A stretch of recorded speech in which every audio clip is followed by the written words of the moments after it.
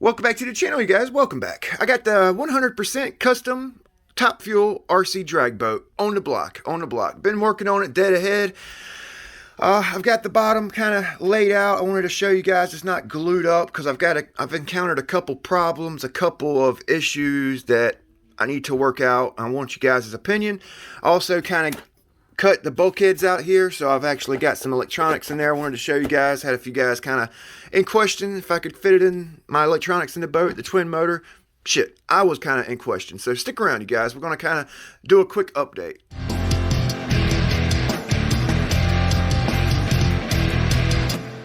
All right, so let's get to it. I guess I'll start inside. Okay, where I've already got my electronics kind of set up. I'm going to be standing my speed controls up.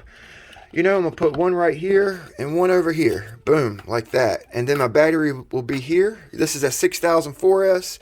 Hell, I can fit a 7600 6S SMC battery in this boat. You know, I got plenty of weight distribution right here. My CG is about, with these bigger motors, these are 2960s. Okay, they're not matching. These are just for reference. This is all just for reference, so you guys can see it's not the final build. Okay, just you know, I had a couple guys interested in this, so I figured I'd show you. You know, I've got a huge hatch right here, so I can like stand a battery up. The boat's not going to be doing high-speed turns. It's a drag boat. It's a straight away boat. Boom, straight away. No turning, so it don't really need a low center of gravity, you know what I mean, which would be nice. Low CG would be nice in the boat, but if I wanted to put some big power, I could stack two 3S's up, two 4S's, or, well, yeah, two 4S's, two 2200 4S's, or I can go big boy single 4S, you know, and I've got plenty of room in the boat. You know, I'm spouting this stuff out as it comes to me, so kind of bear with me. If you guys see or hear me say, or you see an aspect of the boat you can help me with, you know, by all means drop a comment. So weight distribution with that battery and the ESC's motors I had in the boat, my weight would be about right here, CG, okay, and then it would be right here ish with the battery pushed all the way forward. Okay, so I can actually put some weight in the boat, which actually brings me to this. Okay, I'm gonna have some prop angle. Okay, drag boats actually have some down angle on their prop shaft, thrust angle, which is going to actually pick the stern of the boat up, push the bow down. All right, with the weight up front, I'm thinking a stepped hull design, and it's something I've been having in my mind, like rattling around. It's like a harebrained idea. Stepped hydroplane, something not like brakes, not brakes in a ride surface. Okay, an actual step in a ride surface. Okay. And I'm kind of like debating it. I'm debating it, you guys. I really am. So this is what I've got so far after about a week of work. Now, keep in mind, these are not glued in. They're just kind of, I just got one little tack on each of them. Okay, so they might fall off, so bear with me. Okay, I just recently cut this little spray rail right here in. Okay, it's actually going to have, it's actually going to be angled down so it deflects the water down, okay, and actually will add some lift for takeoff. All right, so this is my two recovery pads right here. If the boat goes to nosedive, those two recovery angles should help it recover. I got 20 degree, 9 degree. My main takeoff is about 9 degrees. 5 1/4, 5 1/4. Okay, so on my ride surfaces. Okay, I've actually set up a little jig right here, and I've kind of figured it out. I've got them level. I've got my ride pads level from one another. You know, no dead rise. That's another dilemma I've had. I was thinking about putting a little bit of dead rise in my takeoff and recoveries. Okay, and or putting some dead rise only on my ride surfaces. So I'm like up in the air, you know.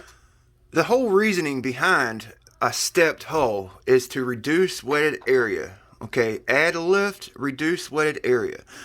All right, so you know, it would be 1, 2, 3, 4, 5, 6 points of contact. Okay, with the steps, I'm thinking it would reduce wetted area with the extra weight from the twin motor, twin battery, twin ESC. It's going to be a heavy little boat, so I'm thinking that the extra ride surface will help. hold the boat up. But what's worrying me is the angle, okay? The angle, which I'll go into in a minute. So, I've kind of, oh man, I don't want it to like take off like a freaking airplane. I want as little wetted area as I can. I need it to hold the boat up. I'm running like a low tunnel here. So, on purpose, So, that's the whole reasoning, reducing the wetted area, holding the extra weight up that's going to be in the boat with the steps. But I'm not sure how it's going to work out if I have to angle the boat at a certain angle, tunnel angle, like, you know what I'm saying? If I have to do that number or whatnot, I don't know how it's going to work out. And my question is, okay, so I'm doing a step ride. Forward step, rear step. It would be riding on both of these in theory, if the boat's level. But if the boat's level, it's going to maybe create some ground effect and want to pick the boat up. Okay, so I'm kind of like ruling out the step, the back main step. Okay, so I cut my spray, actually put some thought into it, cut my spray rail at a certain angle. All right, so I'm going to take this back rod pad off right here, and I'm going to show you some pictures real quick. Okay, so check out the pictures. When these drag boats are running, okay, you see this main step, and then you see what I've been calling a relief step. It's like the back step's a little bit higher. It looks like it's catching some of the water that's flicking off the main ride surface, and you'll see.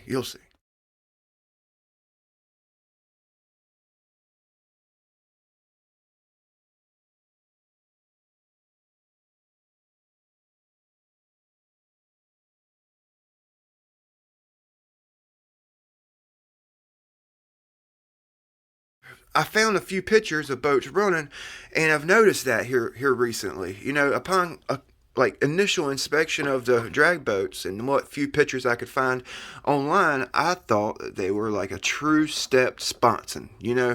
This one and that back one was touching the water, but I've seen a few pictures where the back one isn't touching the water. So when I designed my spray rail, I actually designed it so that it's going to be glued up. It will actually come back, and then this guy right here, it's actually going to be like what I call a relief step. Okay, not sure what that back step's called, but it's not going to be touching the water. I would cut this and this part right here off, and it would actually be level to the rest of the steps. Okay, I was thinking about putting some angle on it like that to kind of match my spray rail. I was thinking about making it level. Okay, I was also not even thinking about, so I'd actually have to cut a new piece and make it go all the way across there, all one solid piece across. I was really wanting to do this freaking step hydroplane, but the more I think about it, the more I'm like really second guessing my option here, because I'm spending a lot of time on the boat, and I want it to run right, and I'm using this 3/32 bass wood for my ride pads. It's a thick wood, so I can actually profile it once I get it all glued up. If I have any imperfections, I can blueprint the bottom and flatten them out, so yeah, this is basically what I've gotten so far. I just wanted to kind of update you guys. I know a couple of you asked about it, where was the drag boat, and just know it takes time to build a boat. Okay, so this is something else I've been worried about. Okay, it's flat bottom, and I really didn't take that into consideration when I designed the bulkheads of the boat. I wish I would have put like a little bit of a relief area back here, like an angle to that last bulkhead, but it's too late for that. Okay, so what I'm going to do to break up the air going under my boat, I don't want a whole lot of air going under the boat. I'm scared it's going to flip the boat over. Okay, so what I'm going to do, and it's actually going to kind of double as a brace for my heavy battery up here. So what I'm going to do is I'm going to stack up a couple pieces of wood. They'll probably be skinnier. Well, maybe not. And kind of shape them like a little circle with like a little takeoff angle up front. Okay, and what that's going to do is it's going to break up some of the airflow going under the boat.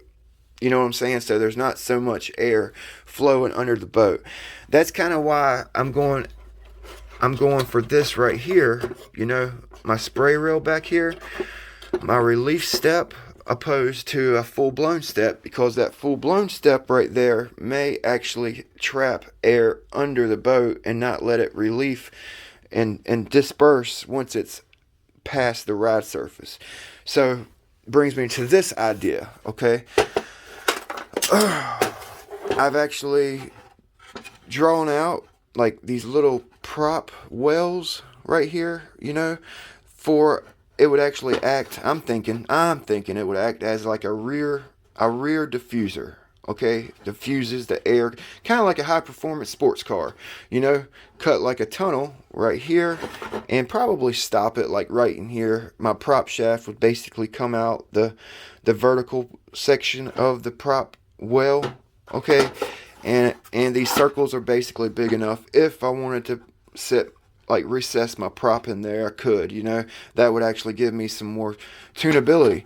I'm going to be running struts on the boat, so my struts will be actually in a flex cable, so it will actually be adjustable, you know. So I was thinking about a rear diffuser prop well. Real drag boats don't have it, but it's something I've been thinking about. And I'm working on my ski. I've actually got a mock-up out in the shop out there of my rear ski. Okay, it's going to be about this long, and it's basically only gonna it's gonna actually come out from under the boat. It's probably gonna come out to about right here where my thumbnail's at, my ski. You know, if the boat needs to ride on, it can. If not, it's just for a float. Basically it's just a float, just for looks. The real one-to-one boats, it's a float. They don't actually drag the water or touch the water underway. Before I let you guys go, okay, we'll get a weight on the boat real quick. All right, I've actually put epoxy on the inside of this hatch, on all of inside of the balsa on the boat, and on the outside of this hatch. So I've got, you know, the sponson bottom on. There's a lot more to it. So 294 where it's at right now. It's kind of heavy, but if you look at it like this is a 13-inch boat, 12-inch boat, and it's at 268. I've actually been working on this. I sanded off those rails. It went down the tunnel right there. Almost got the hole straightened out. Still got a little twist in it, like right here. I'm still working on that. So that's actually coming up here shortly. Like I'm prepping it up. It's going to be painted up as a mini UL19 with a front little winglet.